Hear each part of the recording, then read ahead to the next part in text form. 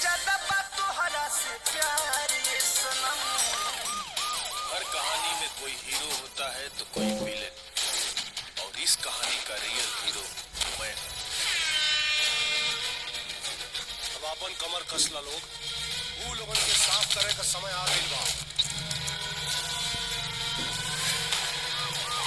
तुम्हें बेरंग हेलो दोस्तों, स्वागत है आप सभी को हमारे इस वीडियो में। तो दोस्तों, आज मैं बात करने वाली हूँ भोजपुरी मूवी के बारे में। अगर आप पुरानी चटनी के फ़ैन हो और गैंगस्टर इन बिहार मूवी देखना पसंद करते हो तो इस वीडियो में अंत तक बने रहिएगा और फॉलो ज़रूर कीजिएगा फ्रेंड्स, ताकि मैं आगे बढ़ सकूं आप लोग के आशीर्वाद से। प्लीज़ फ्रेंड्स, मुझे लाइक, सपोर्ट, कमेंट, शेयर ज़रूर कीजिए फ्रेंड्स, मैं आगे बढ़ सकूं। प्लीज़ फ्रेंड्स, मैं बहुत ही ज़्यादा मेहनत करती हूँ अपनी वीडियो पर, बट मेरे ना कोई फॉलोअर्स बढ़ते हैं, ना लाइक, ना सब्सक्राइब। प्लीज़ फ्रेंड्स, मुझे सपोर्ट कीजिए।